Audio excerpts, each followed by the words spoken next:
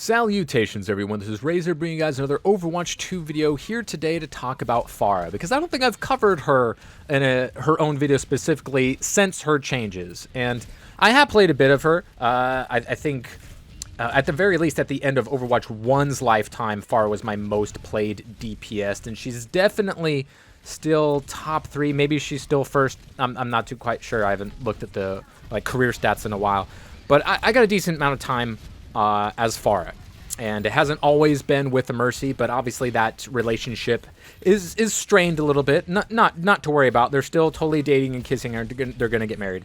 That's just what's gonna happen. But Pharah Mercy as a combo is not as strong as it once was, because Pharah can no longer just be in the sky the entire time. And obviously, Mercy has no problem, following up a character flying in the sky with her Guardian Angel and her slow descent. But with Pharah no longer being able to be in the sky all the time, of permanent flight up time, Mercy, if she does choose to pocket the Pharah, is not nearly going to be as safe in the sky as often as she had been before. And Pharah's ultimates, sometimes it can get some pretty good value. Zarya was trapped in the Junkrat trap, so that was an easy barrage, and we know where that tire is coming from, so that's an easy kill. And we do pretty well in this game. They started off with Junkrat and Reinhardt, and they switched to Zarya, so not a whole lot for me to worry about. But when you do play Pharah, regardless of what they pick at the start, they're pretty much always going to switch. As you can see, they got a Soldier 76, and they're going to make further changes to try to combat Pharah, because mentally, people see Pharah, she's in the sky. Ever since Overwatch 1 beta, people are saying, oh, we need a hit scan in case of Pharah. Even though she wasn't one of the more picked characters in any point in time. I don't think she's been one of the more popular or highly picked DPS, especially as the game went on and added more, DPS and things like that.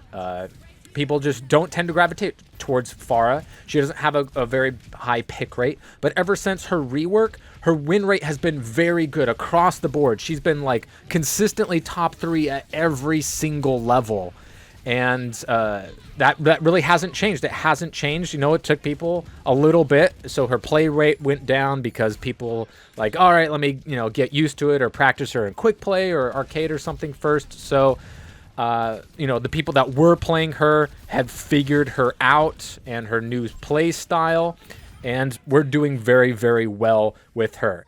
If you ignore a Pharah, it can really, really hurt your team.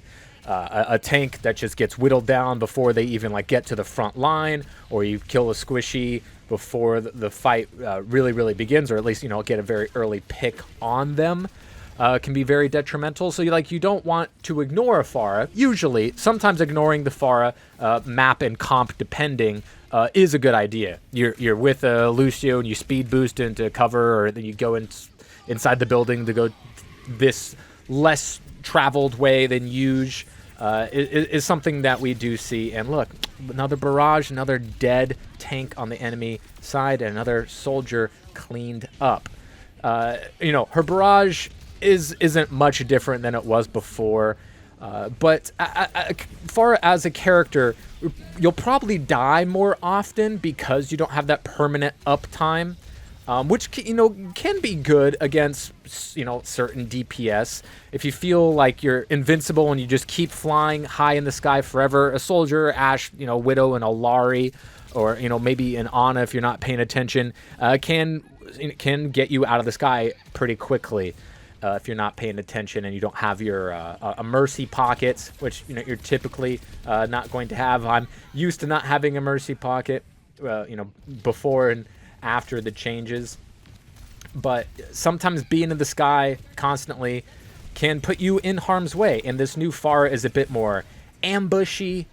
You want to just fall on people more often and stay up in the air, shoot from a safe distance. Sometimes you want to, sneak up, you're on top of a building, you shoot down for the initial shot, and then you fall to get, an easier shot to get that, that direct hit to do more damage than just the splash damage, because if you're just hitting splash damages shots, that's not going to get the value that it did 4 years ago, right? It's not, people aren't grouped up nearly as much. There's one less target to shoot at than it was in 6v6.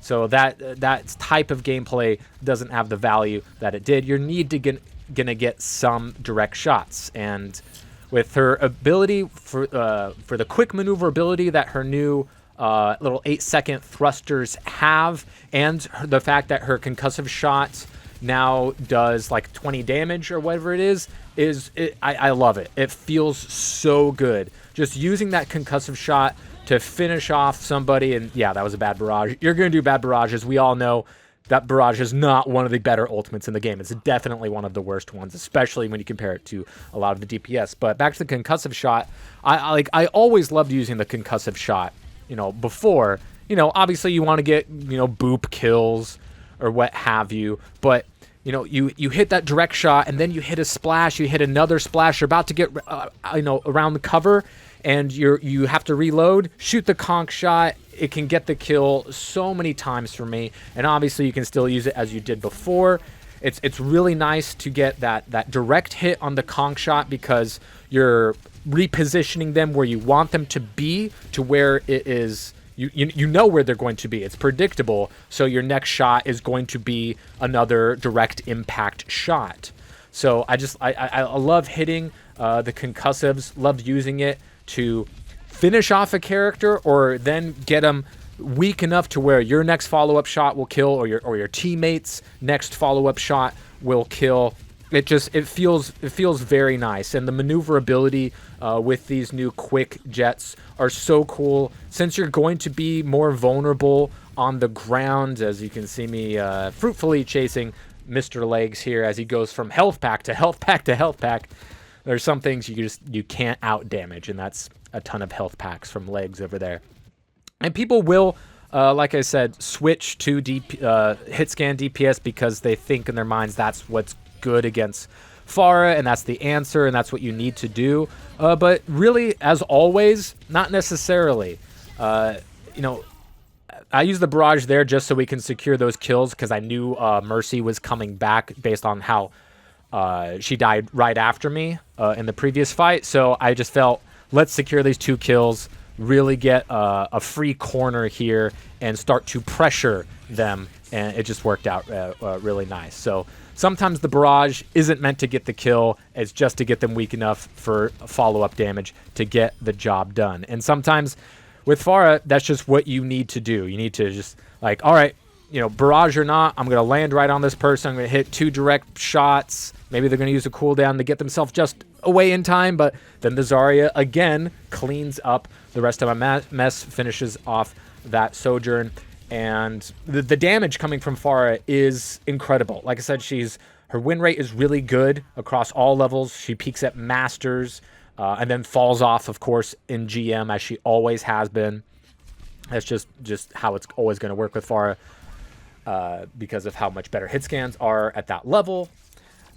But her damage output is incredible. She has surpassed my Orisa and Sigma and even Ashe when it comes to damage per minute for all of my characters. And that can be really good. Sometimes, obviously, damage isn't, the answer, the end-all, be-all. It doesn't fully equate to what is the best in that match or in that situation or that matchup. Because it could be trash damage that ends up getting healed. But if you can convert them to a limbs, it is, or chip them down low enough to where your teammates can take advantage and get them tilted and be like, all right, why aren't we switching to hit scan, or somebody go on Ashe and Soldier? It'll happen a lot. You switch to, you're on Pharah and they're not on, a hit scan, and they'll both go double hit scan usually. Maybe the tank will switch. But hit scan it's not great against Pharah. It can be good. Widowmaker, headshot, pretty good, right? That's pretty strong. And they're even trying to throw a Winston at me, which, like, bruh, what are you doing? that is not. You switch to Diva if you're trying to go after me as a tank. I don't know what they were thinking there. And if you're a DPS, you think, oh, Soldier or Ashe is the pick. I promise you, it's not the best thing to go, especially if you have, competent healers. You have, a Mercy, maybe sometimes pocketing, or you have the Alari pylon there to help you dominate that corner. Echo is just better. Echo over the past couple of patches have just been proven to be a much better pick to go up against Pharah than hit scans are going to be usually, because Pharah's not going to be able to be in the sky permanently anymore, so Echo has no problem getting up close, hitting the sticky bombs, following up with the tri-shots or the beam, and Echo is even better than Pharah is against the rest in the cast, especially the higher and higher rank that you do go. So if you want to pick a DPS that's good against Pharah, Ashe, Soldier, they can be good, but if you know how to play Echo, especially if it's a smaller map. Like Elios Well or something that sometimes, or maybe those control maps where Pharah can really hide up on the high ground, or not more easily be pushed out of pressure situations. Echo, go in there up close. It's much easier job than her diving in and out around corners and high grounds and things like that, to where your soldiers or Ashe won't be able to get enough follow-up damage to secure those kills. And when it comes to tanks, of course, we all know the best tank against Pharah, I mentioned it before, it's D.Va, but people just don't play D.Va. She's typically not very good in most levels. Use the barrage there to get the Winston just low enough, but again, not good enough. Just like in the fight before, Mercy pocketing a Reaper will beat a Mercy pocketing a Pharah, since she can no longer just chill in the sky the whole time. She can't do enough damage against him, and when that gap is closed, he can just do way more damage than she ever could. But she's really great at holding down a position, holding down a corner, applying pressure to those DPS. It might be a lot of damage and not a lot of kills some of the time, but if they're not playing the right tank, or if their DPS aren't hitting their shots, they're not pressuring your supports, then it can just be enough to stay safe. You don't have to go kamikaze with Pharah all the time. I get a pretty good amount of deaths. I die 13 times in this game, which is probably more than typical for a YouTube gameplay that you'll see from most people, even me, a lot of the time.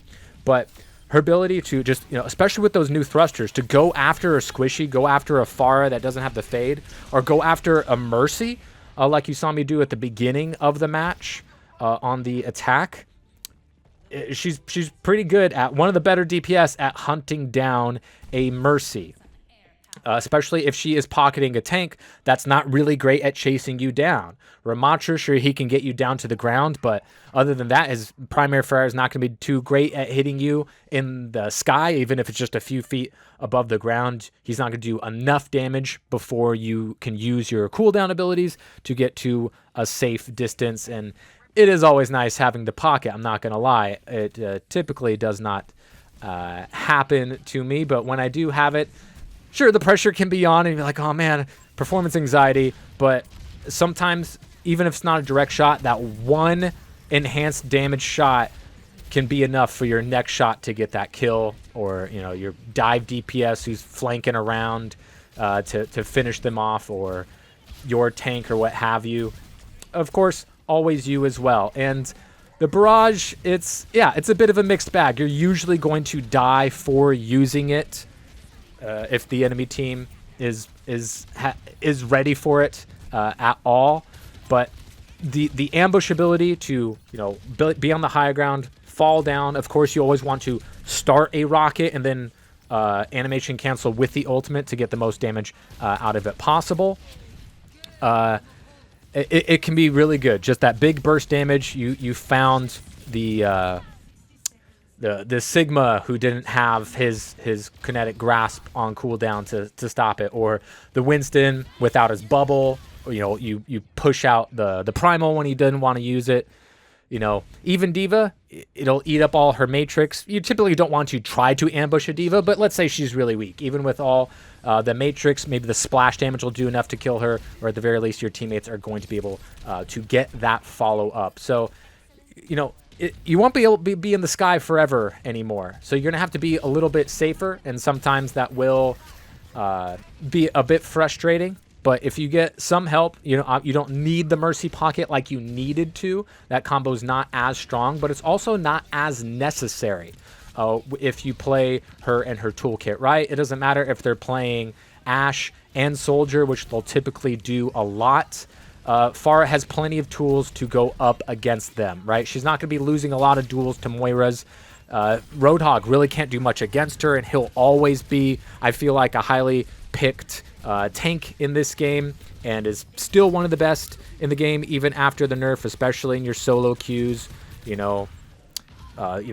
Masters and below even you'll get really good benefits from Pharah. As you see me dominate this game, at the very least in the damage category, 5-6K more than everybody else. That is pretty typical.